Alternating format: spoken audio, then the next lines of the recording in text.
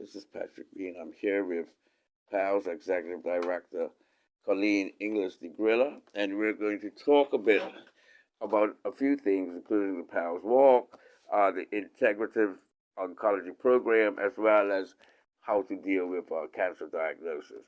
So, Colleen, first of all, can we have a bit of a chat about the PALS Walk that's coming up on January the It's February 25th. February 25th, my bad.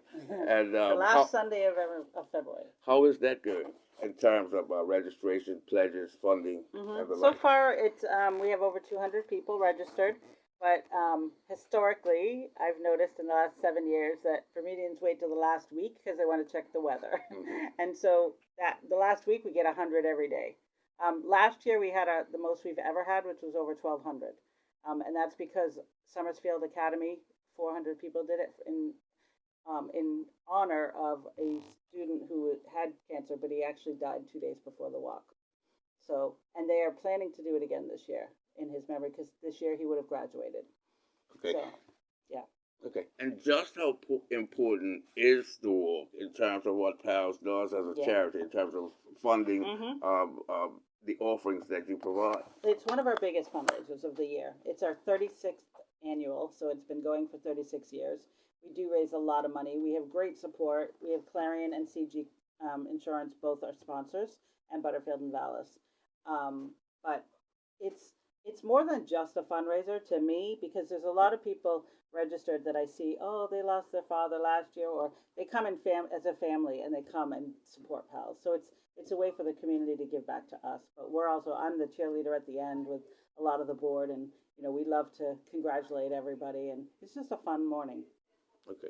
And how does the walk work in terms of informing people on cancer that it's not necessarily a death sentence, as well as the other aspects, the psychosocial aspects of the disease and stuff like that, and I guess reinforcing what needs to happen when one is diagnosed and able to have support for those persons with the disease. So the walk doesn't really help that way, but we could talk to people about it. But our mission, PAL's mission, is for 2024 to ensure that every household in Bermuda knows exactly who and what PALS does, because many people say, "Oh, I know PALS kind of deals with cancer," but they don't know everything we do. And we want to be there. And what I started telling people on the radio, if you're in a doctor's office, which I hope never happens, and they say you have cancer, your first thought should be, "I need a PALS referral," because we can support you. I mean, no one should ever have to do this by themselves. And that's the thing, people can be very isolated when they have cancer. When we first started out 40 years ago, it's because people thought cancer was contagious, like HIV. So, no one was even going home from the hospital. So that's how PALS started. So you shouldn't, a lot of Bermudians are very proud and they don't want PALS because they don't want people to see the van and they don't want people to know. You should talk to people. Yeah, more and more people have cancer and are living with cancer, not dying from cancer. There's 400 new cases every year in Bermuda. That's a lot for this small community. Okay. Now, some may not know, I'm somewhat aware of that as a cancer survivor, and I was treated at Massachusetts General Hospital. And I went to there, and I was surprised to come to realize that PALS actually were renting a whole floor in the Beacon Hill district, at least at one time, that were for those family members or assisting persons that went with the patient to them, so they were able to be housed at this floor that was being sponsored by PALS. Is that still happening?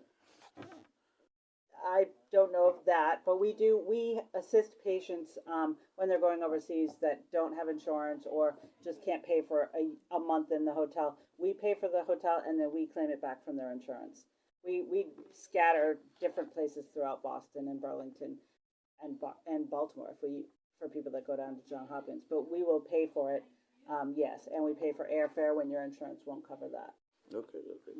Now, there is a program that I'm a part of right now. It's called the Integrative Oncology Program. Can you talk to me a bit about that? It offers things like reflexology, nutrition. It also offers psychological counseling as well and group sessions. What about that? Well, We started about 2 years ago, and it's called IOP. It's based on a program in the UK that Penny Braun does, and it's supposed to be like 6 week sessions. Pretty intensive. We were doing it in a 6 week session 3 times a week, and it was just too much for people. So now we're doing it as a drop in. But it does include it is to improve your quality of life while living with cancer. So it's for anyone that's ever been diagnosed, you might be in remission, or for someone that's now going through cancer. It includes reflexology or an alternative therapy. She will give you one treatment and show you how things work inside your body.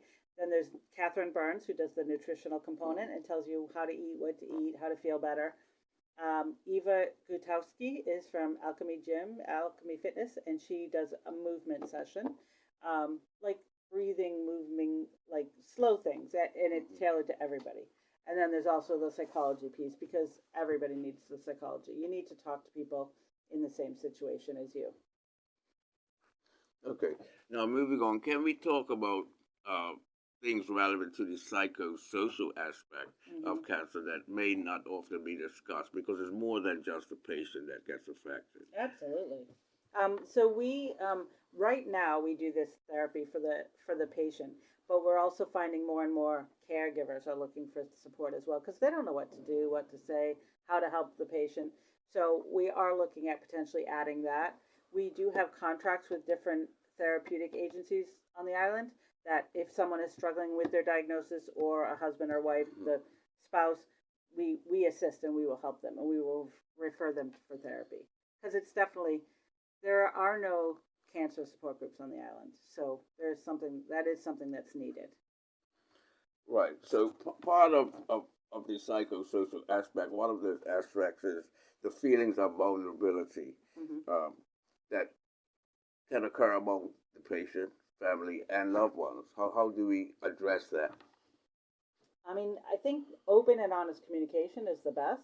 Talk about it. You know, the people that hold it inside and don't tell anybody, there are people that like die on their deathbed and their family didn't know they had cancer. And that's really sad for the family, for the people left, for the patient struggling, holding that all into themselves. I think talk about it. It's not something to be ashamed of. You know, it's like if you broke your leg, you would tell people, like, it's a diagnosis, but it's not a sentence to die. You know, so I think the more people that talk about it and are open, the more support you would receive from your friends and family. Right, right. Okay. What about the role that the family plays in providing support? Oh, well, they definitely provide a huge support to the patient. Sometimes it's making their food or making them feel better, or sometimes it's actually leaving them alone, because some people want to just be sick by themselves, but just being there in case they need to talk, but not overly hovering. Now, cancer can act socially to ostracize, particularly the patient. I mean, in ancient times, there was talk about how lepers was treated and stuff like that. How have we progressed in terms of that?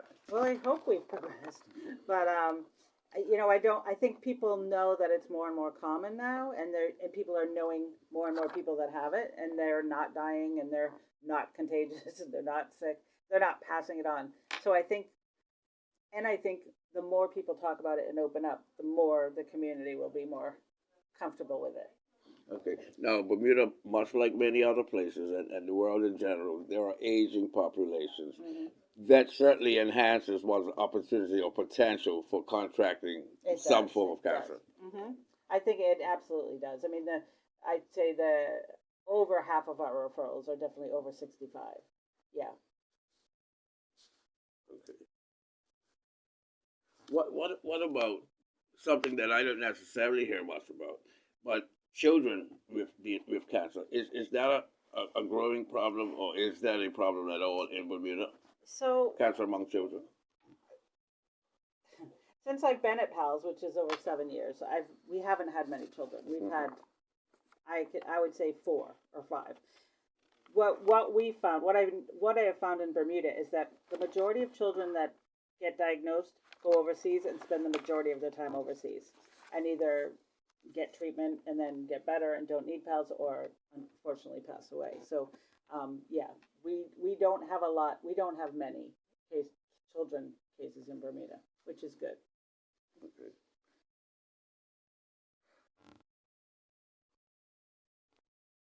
Okay, there are various aspects of the psychosocial manner in which cancer can affect. One of those is a fear of reoccurrence. How do we combat that? I think programs like IOP would help you because like Catherine Burns like helps say these are the foods you should try to avoid, you know, and so you'd be like, oh, there's someone I just met last week who has had cancer 7 times, and she's like, and she's in IOP and she loves it, but she said I wish I had this the first time because Mm-hmm. maybe I never would have got it re-diagnosed so many times because I would have thought differently or known different things to do. Okay. There is also a matter of negative emotions, grief, depression, etc. How are we Hmm. combating that?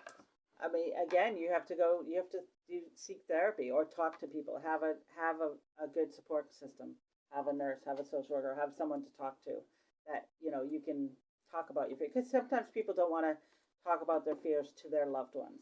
Because if Yes. they're afraid of dying, they definitely don't want their wife or husband to be stressed out about it too. And ironically, and it was probably the same answer, there are also items like survival guilt. Hmm. And then there is often a new sense of spirituality that comes about Yeah. among survivors. Right. Right. Oh yeah. I didn't die. Yes, absolutely. It's joyous. It's a great time. Okay. So I want to thank you, uh, Miss Colleen You're welcome. English DeGrilla, for speaking with Anytime. me.